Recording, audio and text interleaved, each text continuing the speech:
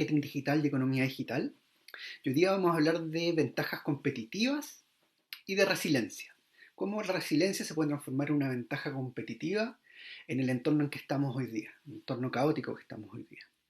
Pero para eso, primero los quiero invitar al año 1520 y vamos a hablar de Hernán Cortés. Todos sabemos la historia de Hernán Cortés, que básicamente fue el conquistador de México, conquistó Tenochtitlán, mandó quemar los barcos para que sus soldados y marineros no se devolvieran hacia Cuba. Pero lo que pocos saben es que cuando Hernán Cortés sale de Cuba, el gobernador Diego de Velázquez lo había mandado a apresar por rencillas que tenían internamente. Y le había quitado esa tarea que le había encomendado de ir a recorrer las costas de Centroamérica. Y cuando supo Diego Velázquez que zarpó, mandó una flota de 18 barcos a apresarlo.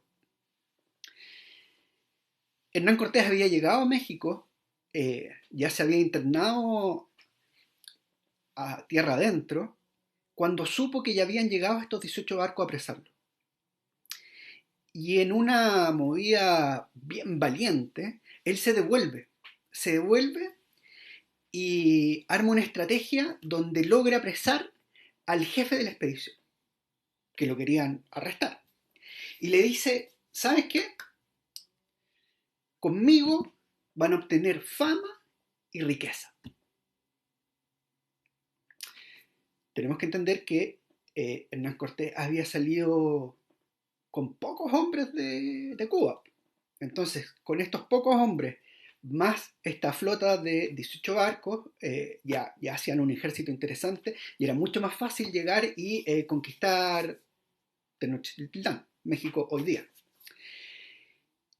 Y entonces habla con este jefe y le dice, mira, estos son los artefactos de oro que yo he conseguido de otras expediciones y nos podemos hacer ricos todos. Y básicamente estos soldados estaban ahí por plata, querían riqueza. Y se pusieron a disposición de Hernán Cortés. Y él transforma esta desventaja que tenía en una ventaja, que fue una tremenda ventaja competitiva. Y él fue muy resiliente en términos de pasar de ser un forajido perseguido a ser un conquistador. No se dejó morir por el problema que tenía. Al revés, tuvo la capacidad de generar una épica y de generar un relato para que esos colaboradores que estaban ahí fueran con él y le creyeran. Habiéndoles contado esta historia, vámonos al presente. Pero no tan presente. Hace unos 10, 12 años atrás, me llegó este libro que se llama Resiliencia, de Ben Schneider. Ben Schneider es un autor peruano que estudió en Harvard.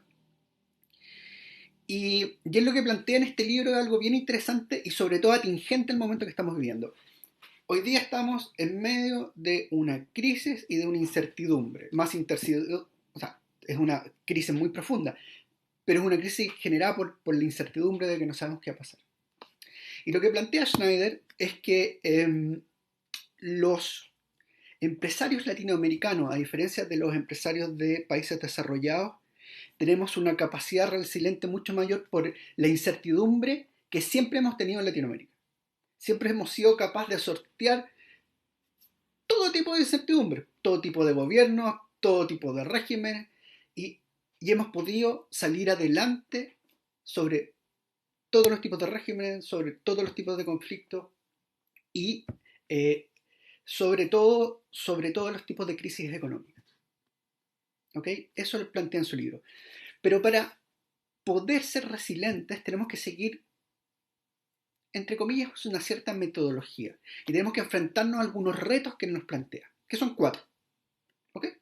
Que los vamos a detallar y vamos a hablar un poco de ellos. El primer reto es el reto del conocimiento.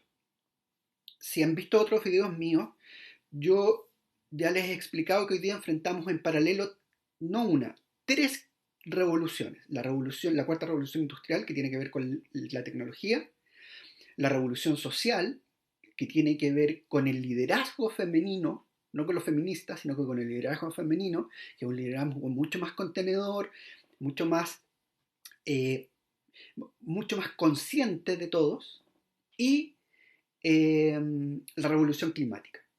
¿Ok? Entonces, en este reto del conocimiento, sabemos que tenemos que ir hacia la digitalización. Eso lo sabemos, lo tenemos súper claro, es obvio. Pero esta digitalización no solo pasa por la tecnología, sino que también pasa por la cultura. Entonces, ¿cómo culturalmente yo en mi empresa genero las bases para hacer este cambio tecnológico? Hoy día no vamos a discutir si se venden más o menos por internet porque es obvio. Pero lo que no es obvio es que hayan empresas industriales que hoy día sigan con los mismos procedimientos que tenían hace 5 o 6 meses atrás o hace un año atrás. Ya no van a existir tantas ferias, ya no van a existir tantos viajes de negocio. Y por lo tanto, ¿cómo seducimos hoy día a los clientes? En videos anteriores, ah, aquí está mi canal, creo que en este video de Instagram como secreto, o quizás está un poquito más atrás, no, creo que en este, el de Tolkien, hablaba de cómo nosotros, como empresas industriales, hoy día tenemos que generar conocimiento. Los brochures, los dípticos, los trípticos ya no generan el posicionamiento que requieren los tomadores de decisiones. Lo que sí genera valor es que les entreguemos contenidos. Contenidos a través de redes sociales, contenidos a través de mailing, newsletters, generar white papers, contenidos que les permitan ver el diferencial de mi producto o de mi servicio. Ok, ese era el reto del conocimiento. Reto estratégico. ¿Cómo hacemos estratégicamente que mi empresa sea distinta al resto de empresas que hacen lo mismo? Ya dije que hoy día la mayoría de los servicios y productos son commodity. ¿Qué estrategias uso? ¿Qué estrategias digitales puedo usar? Hoy día hay un sinfín de estrategias digitales. ¿Cómo hago que mi producto o servicio esté navegando en un océano azul y en un océano rojo? Qué atributos tengo que tener ahí? ¿Ok? Luego, el reto político. El reto político básicamente tiene que ver con el entorno. Y hoy día estamos en un caos político. No solo en Chile, en toda Latinoamérica. Nadie sabe qué va a pasar. Hay una incertidumbre total respecto de ese tema. Entonces tenemos que tener una visión de las variables que hoy podemos controlar y no de las que no podemos controlar. Y las que podemos controlar, controlémoslas. Intentémoslo. Generemos esa base que tiene que ver además con nuestros colaboradores. ¿Ok? Y después viene el reto ideológico. El reto ideológico, aquí me quiero detener un poco porque es importante entender ciertas cosas. Sabemos que vivimos en una economía capitalista y básicamente va a seguir siendo así. Pero es importante entender que el padre de esta economía capitalista, Adam Smith, decía que el foco de las empresas tenía que estar en los clientes y satisfacer sus demandas y necesidades. El año 70, en un paper, Milton Friedman cambia ese enfoque y dice que el foco ahora tiene que estar en los dueños y accionistas de las empresas. Ese cambio de paradigma, ese cambio de foco, hace que las empresas se vengan al corto plazo y solo se preocupen de generar rentabilidad. Cuando tenemos empresas de largo plazo, o sea, que toman sus decisiones en el largo plazo, lo que vemos es que hay un equilibrio entre el propósito de la empresa y su rentabilidad. A diferencia del corto plazo, donde solo se quiere generar rentabilidad. ¿Ok? Entonces, ahí hay un enfoque distinto. ¿Ok? Por eso que hoy día entra tan fuerte el tema de la economía circular. ¿Ya? Es importante entender eso. Entonces, hablo mucho de esto en este video, juegos y estrategias, que habla del libro The Infinite Game de Simon Sinek, que básicamente habla de teoría de juegos, de los juegos finitos y los juegos infinitos, corto plazo versus largo plazo. También los invito a ver ese video que es bien interesante. Entonces, habiéndoles mostrado cuáles son estos 4 retos que tenemos que enfrentar, que es el reto del conocimiento, el reto estratégico, el reto político y el reto ideológico, enfrentando estos 4 retos, probablemente podamos salir fortalecidos de esta, de esta crisis que estamos viviendo. Todos como empresa y como sociedad.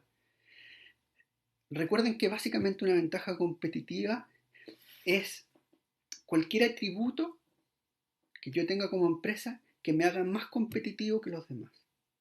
Básicamente es eso. Si mi atributo parte de la resiliencia, si es que el líder de la compañía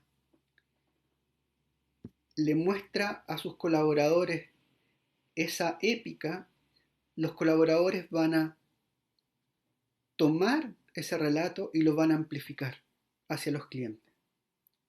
Hay un caso que a mí me encanta, que es el caso de Casa Ideas, que es un retail en Chile.